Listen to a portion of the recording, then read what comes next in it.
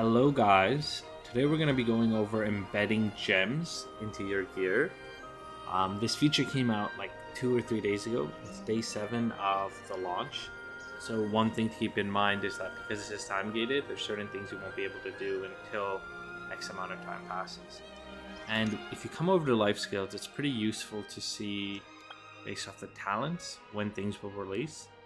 So if we come over here to gem crafting, you are able to do this to make basic sockets, but until 7 days, you weren't able to pick one of these to unlock.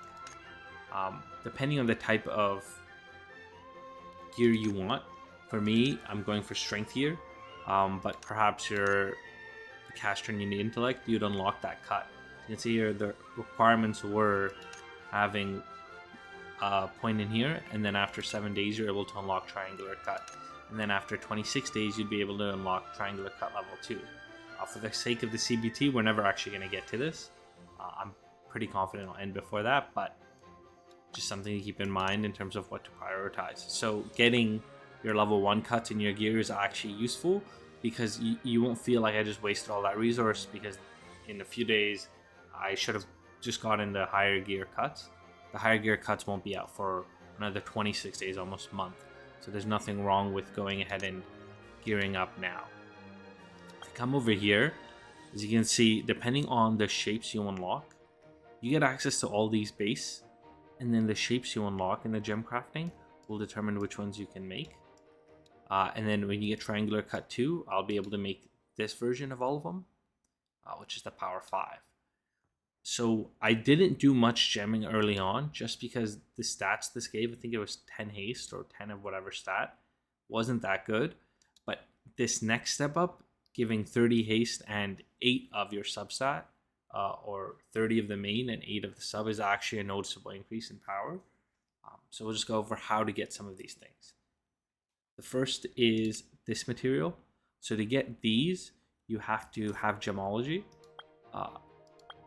And you have to have for whichever one you're going for. So really pick what you think you need, right? So because I need haste, I picked the Sapphire, and then I also went ahead and got Sapphire Pro. Again, this only unlocked after 7 days as well, I believe. So remember that when you're farming stamina early on or using it, I used a bunch of stamina to farm level 1 Sapphires, but had I just waited a bit, I probably could have used that stamina here. So that's another thing you kind of want to balance. You don't want to use too much stamina if you don't have to early on. And it's better to keep some of it banked, right? Use 400 each day. And then when a big thing like this happens, right? Like day 7 or week 1 ends, you're now able to dump all that stamina into higher quality stuff.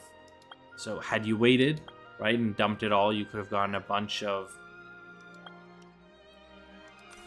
these.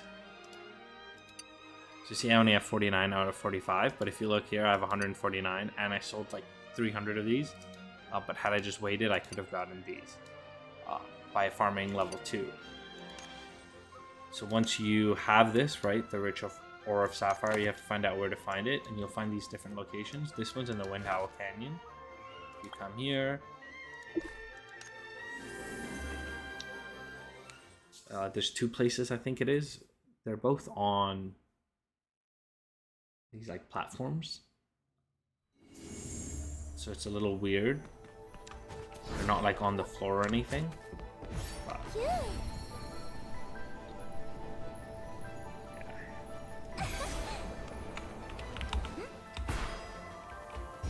Just here. And then if you do the gathering, I think I need higher gem yet level to unlock. The advantage of being able to do gathering is that you can get the materials without necessarily having to spend your stamina. So let's say I just got the ore. The next step would be, and generally to do a lot of these crafting and get all the mats to make something, you kind of have to work with 1 or 2 different life skills. So you'll need these gem wax. I'm sure on launch people will be selling these, so you could just buy it from the auction house for a little bit. But it's generally useful to kind of look at leveling all of these. You'll get it from Artisanary. Sorry if I said that wrong. And you'll craft them using the talent gem wax crafting. So you get this, you can come over here, and now you can easily craft 15 of these for 2 of these. Now an easy way to get resin, right? And you could go through botany, or you could just do the botany exchange. That's what I did. I just bought a bunch, and then I went ahead and crafted. So if I go here, another thing to note is that I believe each one of these crafts take 20 stamina. So keep that in mind when you're spending your stamina. Your total cost of the ore and then creating the wax will all cost stamina. So if you're able to buy it, you're able to save some stamina there as well. And eventually it'll get pretty interesting in terms of economy, what you'd want to spend stamina on, because certain things will give you more return while others might give you less in terms of if you were to go and sell that. So it'd be better to spend your stamina making more and then doing something else with the rest. Cool, we'll go ahead, create this wax. Awesome.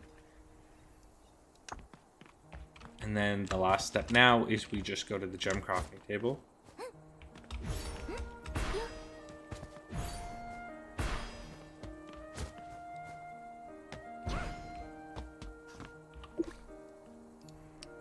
And there you go.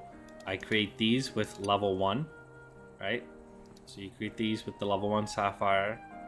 You already have this from what we just farmed, the level 2. And this level 1, if you just click here, and this is a general rule, click obtain through and you'll find out all the spots and where you can find it. This, I believe, is right here, the Pale Azure Lake on the left side, where above the Kamina tribe. So you go ahead here, grab those, and then you can go ahead and craft it with all the mats. Another thing to note is you do get stamina pots from the battle pass, and you can get these from the guild store. Once your guild store is level 2, I believe you get 8 or 10 a week, so it's another good way to get your stamina refreshed. Now once you have those, you can head over here, talk to Maxime, and embed them in your different gear. One thing to note is that this is being embedded into the gear. It's not like refinement, which is on the slot. It is on the gear. So like here, I haven't really put any in my purple pieces like these. There's ship boots I think I'm gonna upgrade, and these I feel like there's room to upgrade as well, so I haven't bothered.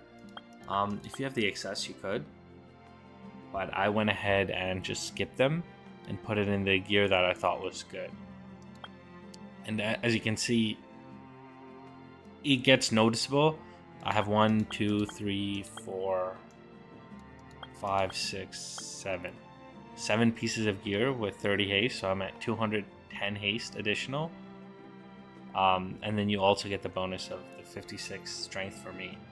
So in total, it's definitely worth doing. And the nice thing about this, and I think the really nice thing about time gating, I know it can feel like, oh, I can't do something I want to do, is that you just get to do things without feeling like you're wasting resources or mats, because the next day level 2 triangular is going to come out and some sweat already has that. So why am I spending time trying to invest in this now when there's something stronger or better I should be waiting for? Anyway, hope you guys enjoyed the video. Hope that helped. Feel free to comment what you'd want a guide on next. I decided with this one just because it just came out, and when we get to look at our gear score, I just broke 9k doing that, and it's largely from that gear increase. When you're looking at how to progress this, right, obviously your talents, going through doing that, increasing your tree, doing the trainings, and upgrading your skills using the books. The gear part, really getting gear that you like, refining, reforging. I made a video on that. It's an hour long, but you can skip to that section. And now embedding will help kind of get you over that gap. So thanks for watching.